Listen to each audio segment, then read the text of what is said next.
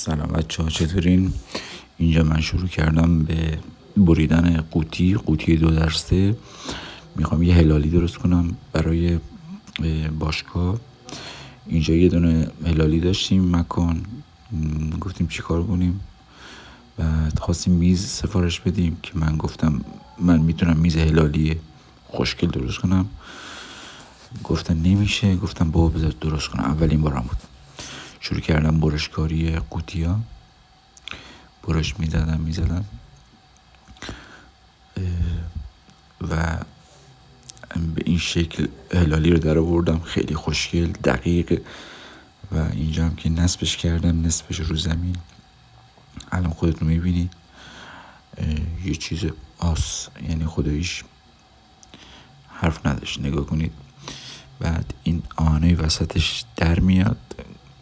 اینجا رو فقط ببینید، تراز رو ببینید، فقط اصلا باهات حرف میزنه. و اینجا هم اتمام کار این قسمت یه هلالی داریم. الان نشونتون میدم. اینجا قرار سشوار قرار بگیره. خیلی خوشگله.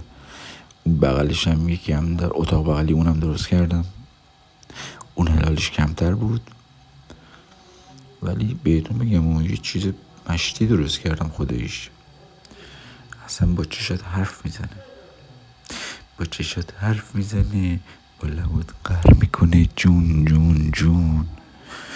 الان بعد اون یه دونه آویز درست کردم که آویز خیلی خوشگله برای جای کیسه بوکس. آویز کیسه بوکس. اینم که مال چیزه، اتاق بغلیه. این هلالیش کمتر بود و یه چیز مشتی درست کردم، ناموسی. یعنی با لبات بازی میکنم. رنگ شدنشم الان نشونتون میدم که رنگ کردیم. ببینید اینم رنگش کردیم. یعنی اینم آویزی که از سقف گفتن چیکار کنیم، یه قلاب از سقف بدیم پایین برای آویز کیسه بوکس. گفتم بذارین فارسی بر کردم و اینجا آویزا رو به تیر بالا جوش دادم، بازی مرکز ساختمون باشه.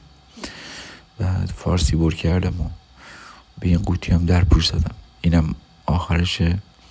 در پوشانم رفتم خریدم، رفتم بازار گشتم، اینو پیدا کردم.